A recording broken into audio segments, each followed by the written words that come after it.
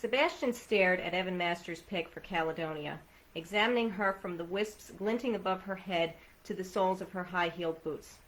He had a tendency to rush to assumption, and he hadn't seen all of the mystery woman's features the night of the ball. But the portion he had seen had been branded into his subconscious.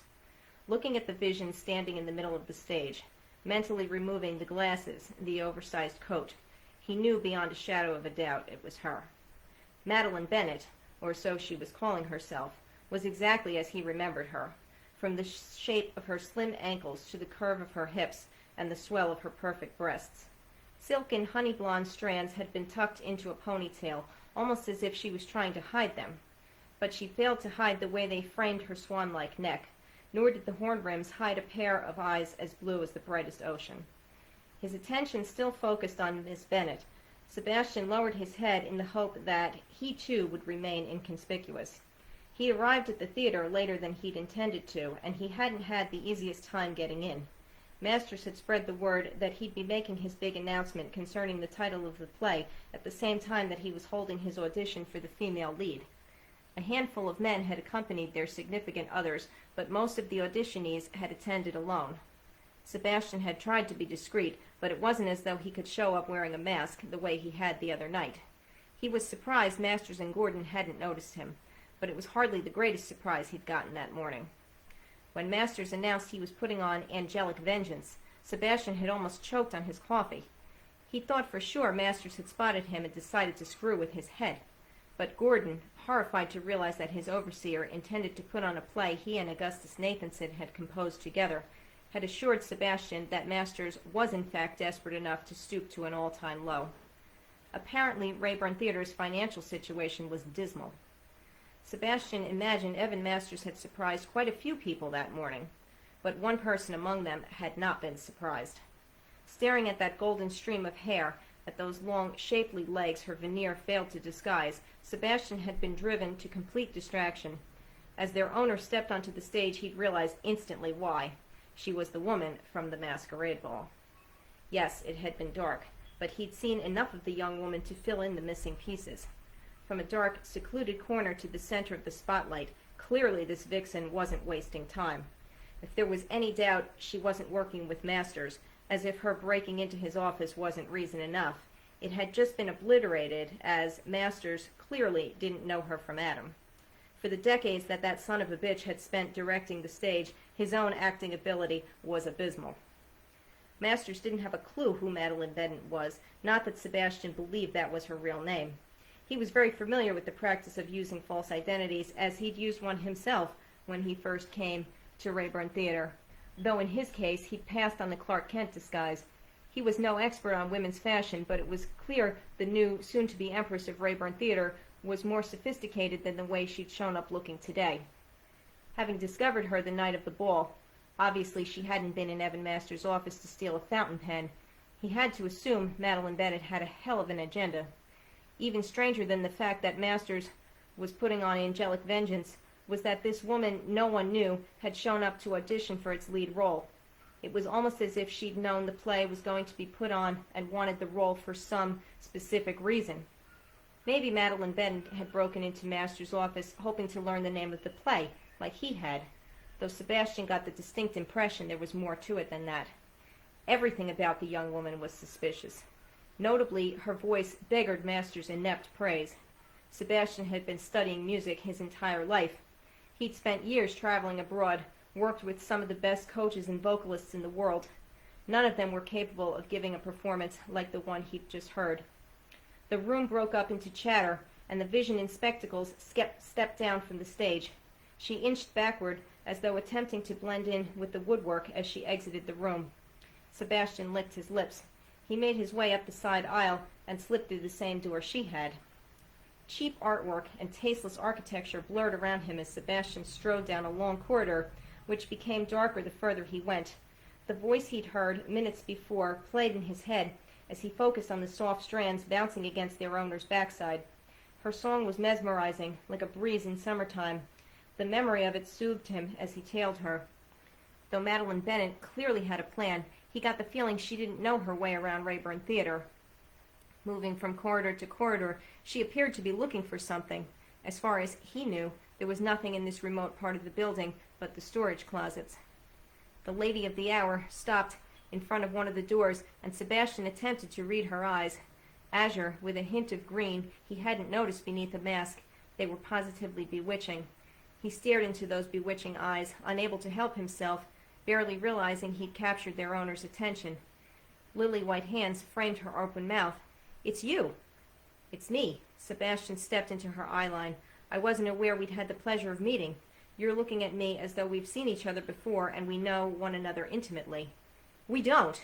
The young woman looked at her feet. "You look like someone I know. But obviously you're not him. I was mistaken." "Are you sure about that, Miss Bennet?" Sebastian lifted a brow. She blinked as though she had a stubborn eyelash. "How do you know my name?" "It was just announced to a room of 50 people." "You're auditioning for the female lead in a play?" He smirked. "I like to keep my nose to the plate. Clearly that's something you and I have in common." Her oceanic irises broadened. "What do you mean? Isn't it obvious?" Sebastian watched her out of the corner of his eye as he slid his hands into his pockets.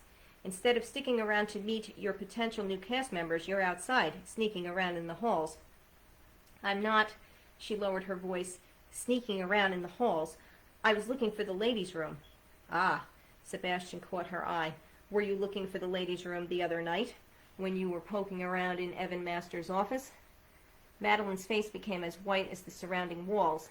She inched back. Sebastian took several steps in her direction. "I have no idea what you're talking about," she insisted in a breathless voice. "You're suggesting there was another blonde woman who looked exactly like you, parading around in a blue Venetian mask at Evan's masquerade ball?" "I wasn't at any ball. This is the first I'm even hearing that one took place. You obviously have me confused with someone else." "I must," Sebastian nodded, "though I am curious. Rayburn Theater's casting calls are open to the public, but they aren't exactly posted on auditionhere.com. It's a rather exclusive club. Where exactly did you learn about this morning's formalities?" Madeline looked about, as though hoping to find the answer scratched into the canvas of a hideous oil painting. "A friend of mine told me about it." "What friend would that be? I know pretty much everyone around here." "Would you excuse me?" She gestured to the clock on the wall above their heads. "There's someplace I need to be. I didn't realize how late it was." "Of course." Sebastian stepped out of her path, "though I must say it is strange that you've scheduled an appointment for yourself when the audition process, presumably, could have taken hours." "It's an emergency, actually." "Well then, I certainly won't keep you. There'll be plenty of time to get to know one another, seeing as how you're Rayburn Theater's new star. It was a pleasure meeting you, Miss Bennet." Relief washed over Madeline's face as she turned to leave. She hesitated and glanced over her shoulder. "You never told me your name." Sebastian smiled as he slipped into the shadows and slowly turned the corner.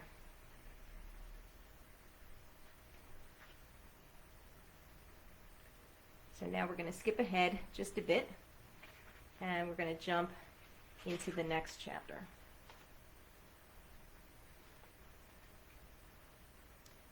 "You're not serious."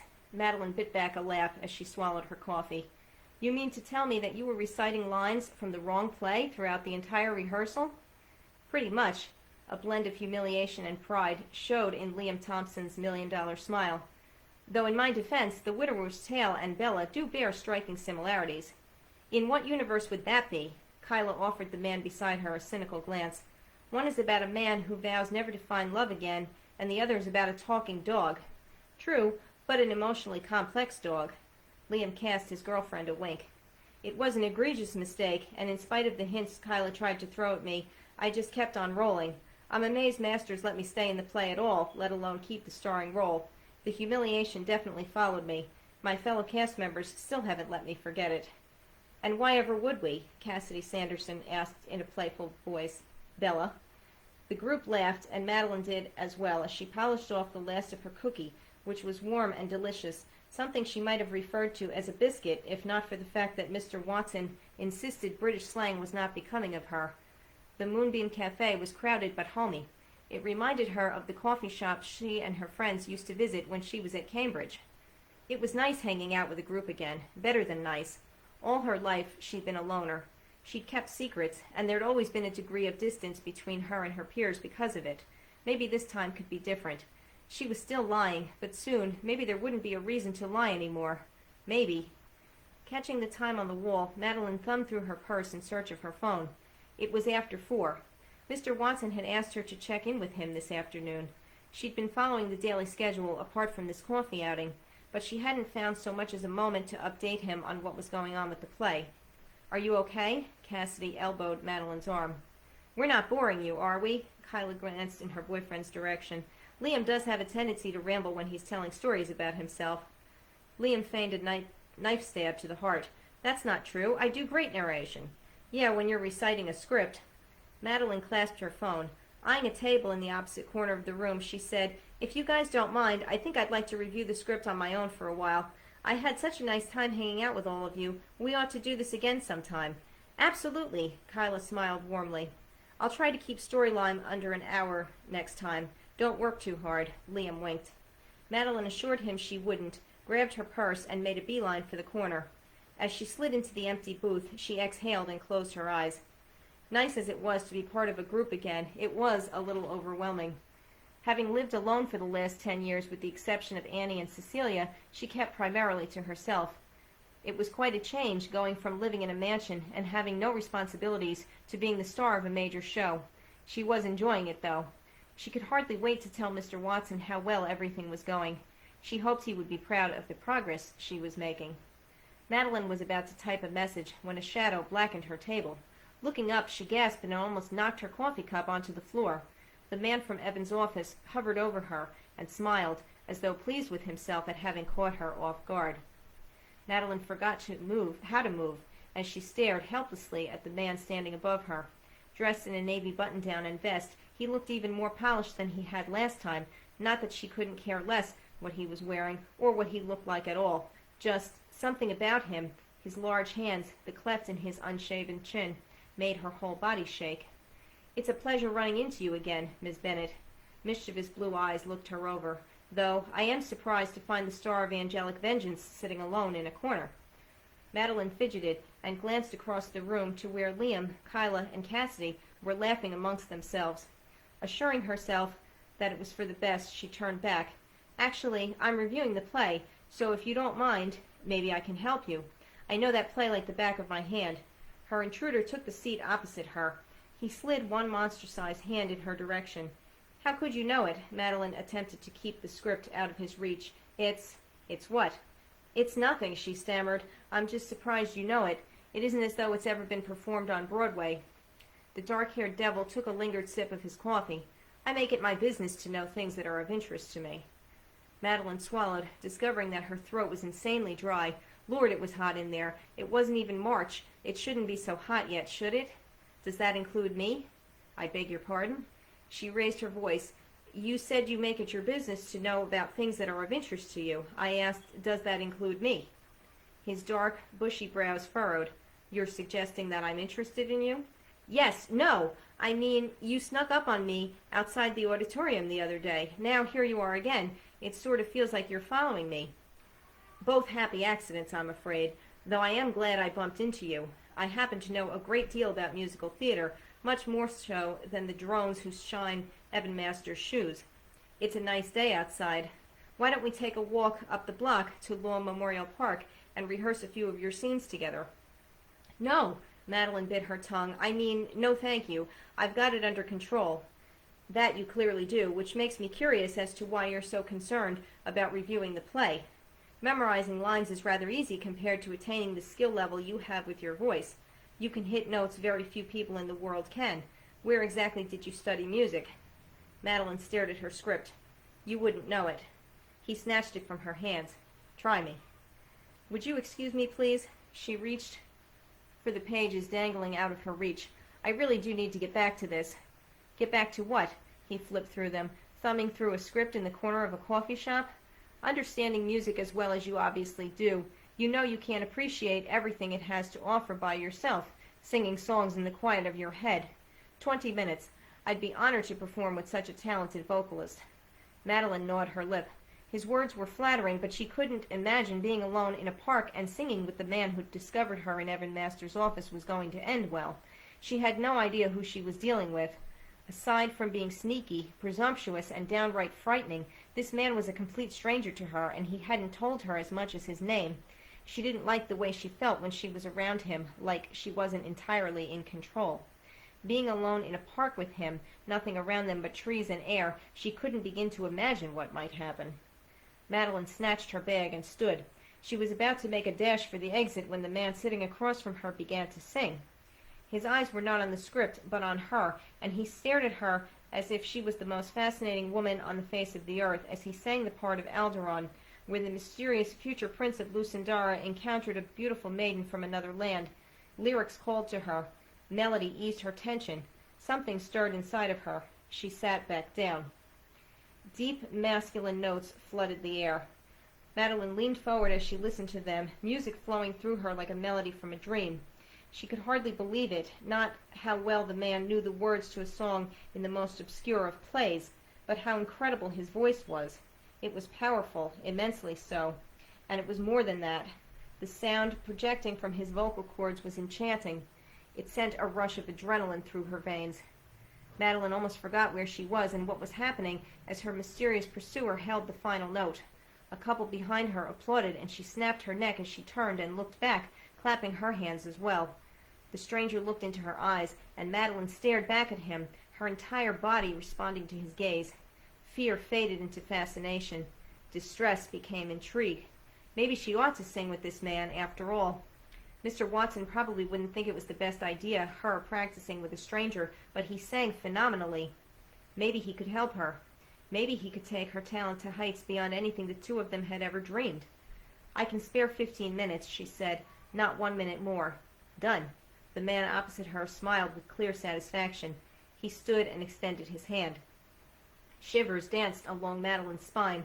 Waves of anticipation flooded her mind and senses, and all motion and noise around them came to a halt. Her cleavage damp with perspiration, her whole body on fire, she was about to place her hand into his when a sharp voice behind them demanded, "What the hell?"